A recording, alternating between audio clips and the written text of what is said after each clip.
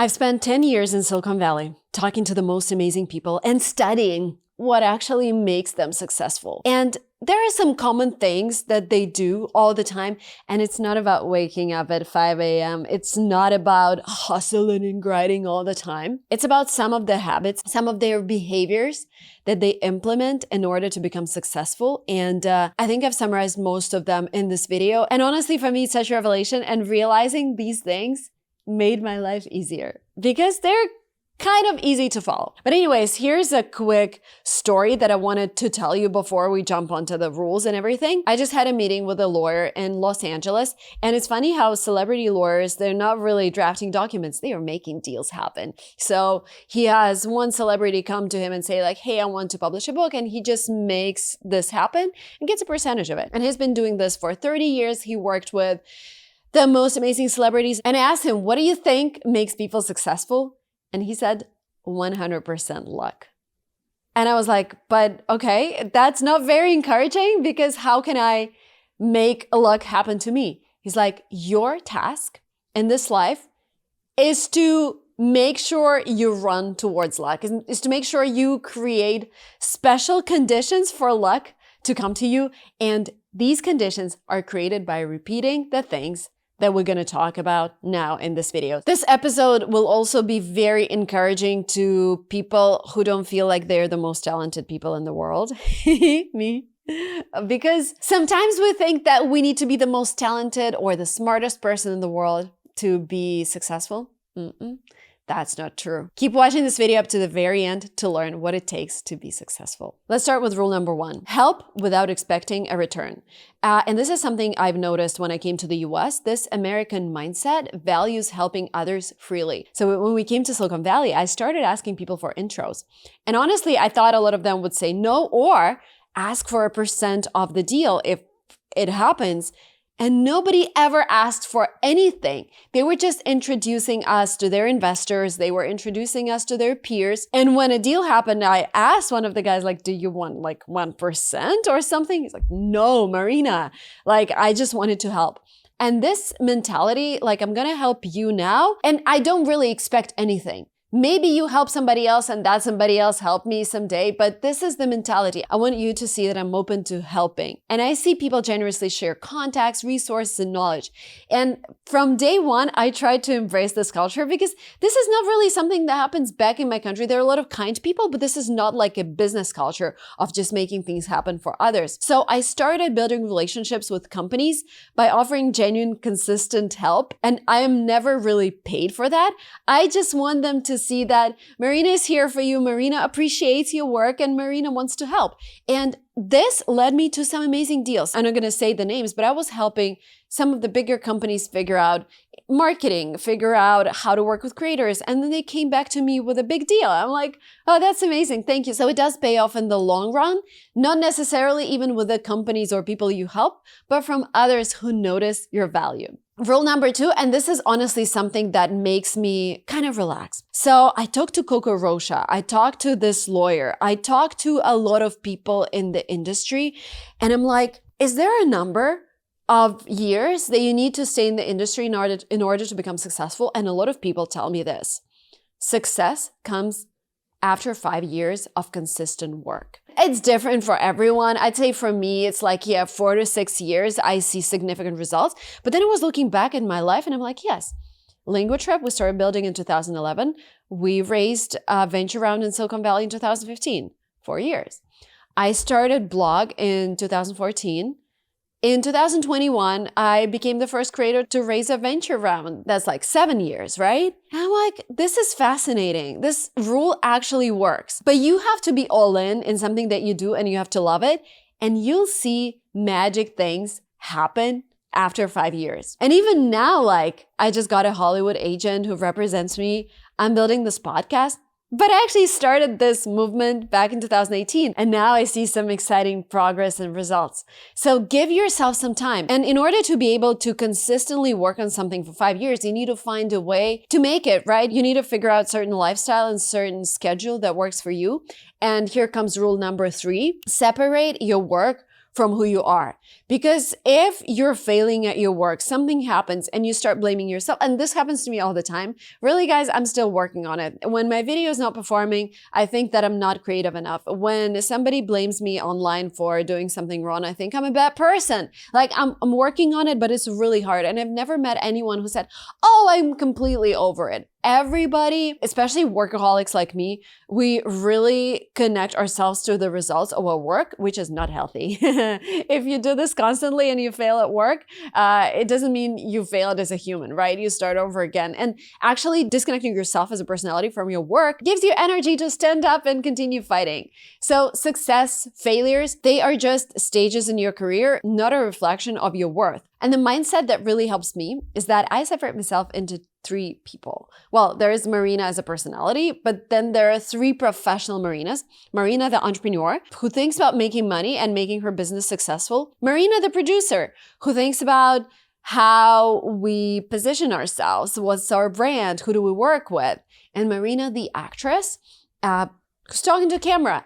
It's not like I'm acting really right now, but I speak in a certain way to my camera, and it's not the way I'm going to talk to my husband or my kids. So it's still like some kind of acting, right? And when you get some feedback, positive or negative, it doesn't go to Marina as a person. It goes to one of these personalities. Oh, Marina, the actress, you just got laughed at for your accent. You know, but that's fixable. That's a business process. You can just hire an accent coach for another couple hours and work on it. Or Marina was not approved for this campaign. Well, okay, Marina, the producer, has to think about proper branding, because if Marina wants to work with these companies, she has to present herself in a certain way. It's just a business process, not that the brand is telling you you're not worth it, goodbye. It's just you don't fit them right now. So remind yourself all the time, feedback is about the role, not you as a person. Speaking of separating roles, when you're running a small business, wearing multiple hats is just part of the job. Let's take email marketing. So Marina, the entrepreneur in her company, has to figure out different ways to market the company. And in our case, 21% of our sales come from our email marketing. And because in every small business, the founder kind of oversees everything, I try to automate as much as possible. And this is why the services that we use to do things have to be intuitive. My team and I rely on OmniSend, the all-in-one marketing solution that covers all your communication needs in one place. Email marketing, SMS, pop-up forms, web push notifications, and advanced customer segmentation. Here are a few reasons why we like it. First, it's pricing. Start with their free plan and scale up only as your business grows. Their tiered pricing ensures you never overpay for features you don't need, making it perfect for business at any stage. They have an amazing 24/7 customer support. Even with a free plan, you have access to their exceptional customer support team available every day of the year. With an average response time of less than 3 minutes, they truly value your time. They are powerful without being clunky. The platform is intuitive. To prove it, let me walk you through your first campaign on OmniSend. First, choose your campaign type. Let's create an email. The subject line is key. Keep it short, 6 to 10 words. Personalize it. Make it curious or urgent. For example, here are 10 daily actions that make the 1% successful. Next, fill in sender's name, pre-header, campaign name, then click choose email template and pick one that fits your goal or theme. Customize your design, click save, choose your recipients, and you're done. Pros trusted, beginners nail it. I've got a special link in the description below. Use code SVG30 to get 30% off first 3 months for your business. Don't wait. Get started with OmniSend today. We're moving on to rule number 4, and that is be kind to everyone. Again, when I was talking to Coco Rocha and she told me a lot of stories about top models, she told me that the ones who really made it in the industry are also extremely kind people. And she told me this story about Karlie Kloss.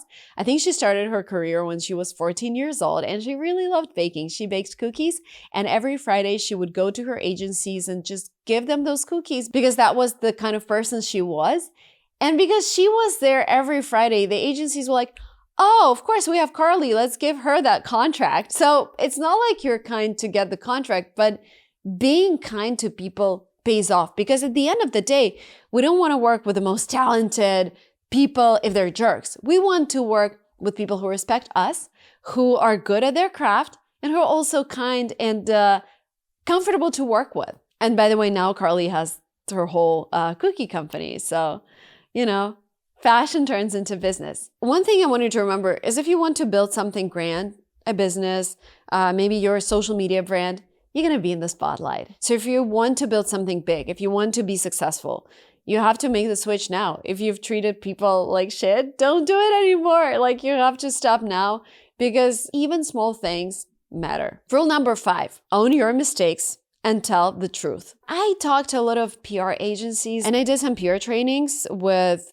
publicists that have experiences in managing and navigating conflicts. And some of them told me like, oh, if something happens, you just never comment or deny everything. But what really works long-term is acknowledging your mistakes and explaining your side of the story. And sometimes admitting a mistake is more effective than deflecting it, because people want to see that you're human. And if you're messed up, admit it. If you're being criticized, explain. And that makes you more human and real. It doesn't make you weaker. I think honesty earns trust and respect. Rule number 6, and super important. Don't quit the industry just because it gets tough. These days you open your Instagram and you see reels and you see this guy who's in real estate, he's flying everywhere in a private jet, or this gal is an actress and she leads this amazing lifestyle, or this mom, she has 4 kids and all of them are so cute. And because you only see the positive side, you might be like, oh, my life is bad because I chose the wrong industry.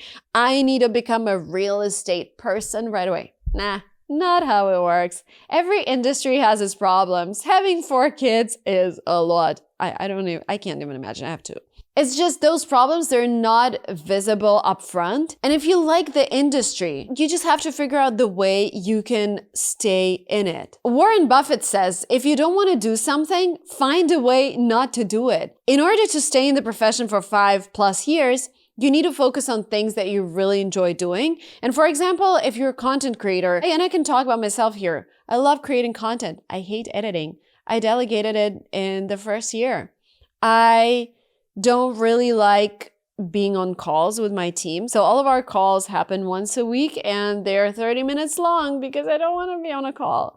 Like, there are certain things that you can work around to make every day in the profession exciting. And of course, it's impossible to make like every day the most exciting day ever. 20% of the days you just get through them, but try to improve the process step by step without jumping industries, because believe me, you're going to jump to another industry and you're going to encounter the same problems. Rule number 7, constantly reinvent yourself. Oh my God, this is a big one for me too. When you're staying in your industry, it doesn't mean you have to be the same person.